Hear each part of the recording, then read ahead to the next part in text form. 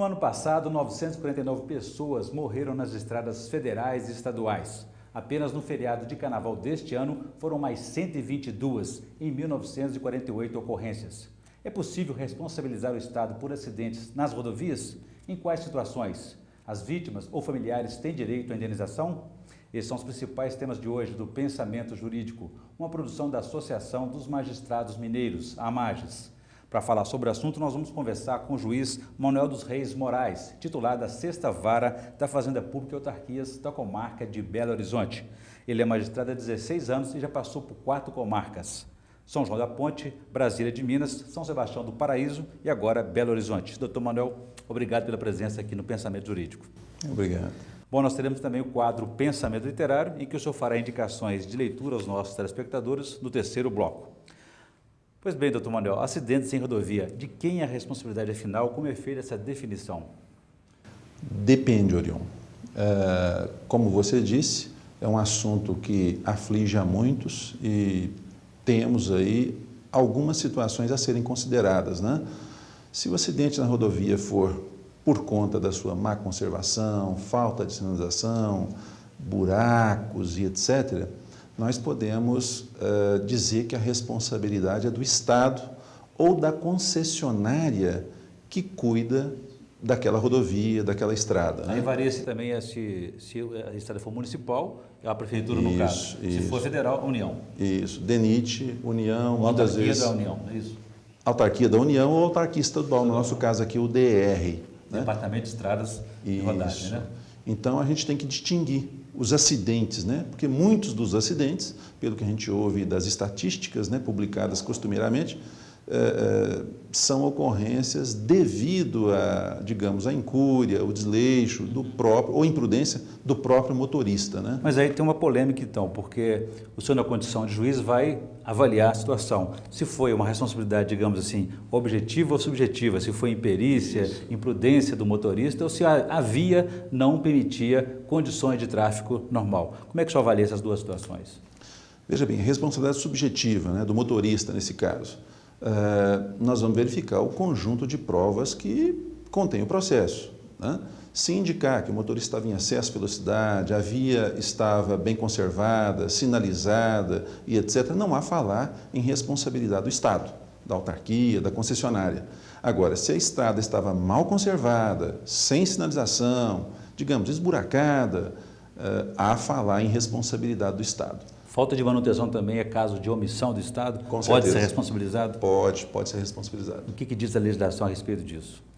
Nós partimos da interpretação da Constituição Federal. Artigo 37, parágrafo 6º, ali temos a estipulação da responsabilidade objetiva do Estado. Né? Esta responsabilidade objetiva, há um certo dissenso, né? Uma certa discordância doutrinária e até jurisprudencial. Alguns vão dizer, olha, a estrada mal conservada, esburacada ou com deficiência de sinalização seria uma responsabilidade subjetiva.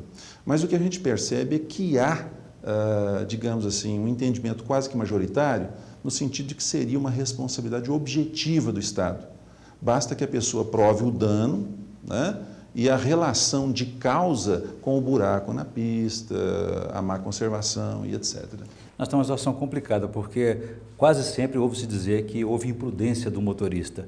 E sabemos também que as condições de nossas estradas são precaríssimas. Como compatibilizar uma coisa e outra e fazer a vinculação da casualidade com a questão da omissão e a questão subjetiva? Veja, é uma questão de prova, sobretudo, né? Agora, recentemente, eu estava lendo numa jurisprudência, uma decisão, o caso de um município aí em que os funcionários estavam tapando os buracos e, ao mesmo tempo, deixaram muitos resíduos na pista.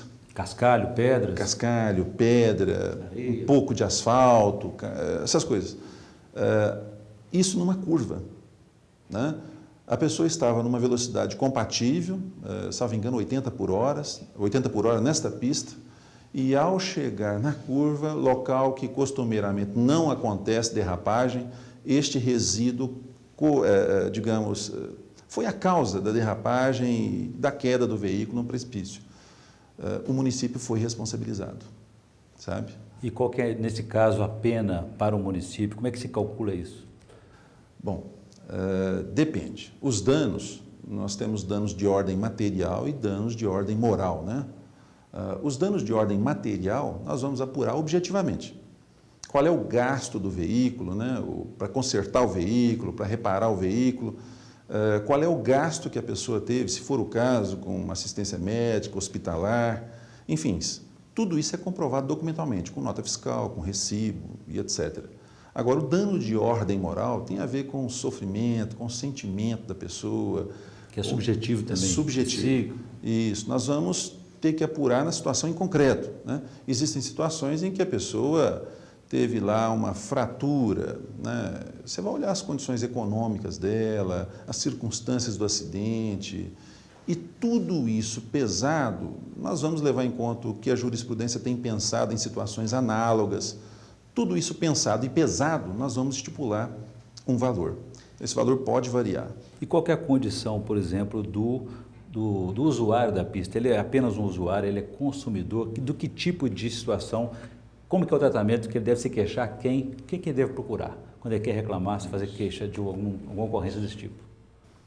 Olha, nós temos também um dissenso, né? Mas vamos falar de uma forma mais clara para que as pessoas possam entender. Em se tratando de uma rodovia ou de uma via pública que está sob concessão, né, nós vamos enfocar o Código do Consumidor, porque ele paga pedágio e se ele paga pedágio incide o Código de Defesa do Consumidor. Então ele pode acionar diretamente a concessionária do serviço público. No caso, a empresa que está cobrando o pedágio. Isso. Ela é responsável pela manutenção da pista, né? Se o enfoque não for este, né, as rodovias de Minas, eu diria que boa parte, as rodovias estaduais, elas não são pedagiadas, como dizem, né? Não estão sob concessão. Então, o acionamento é diretamente contra o DR. Nesse caso, o artigo 37, parágrafo 6º da Constituição. Muito bem. Doutor Mário, eu vou fazer um pequeno intervalo. Gostaria que no próximo bloco a gente voltasse a esse assunto, para orientar um pouco mais o consumidor, o usuário, sobre que setores, que órgãos públicos devem procurar e como constituir as provas para, né, argumentar e sustentar, fundamentar a sua reclamação. A gente volta em instantes.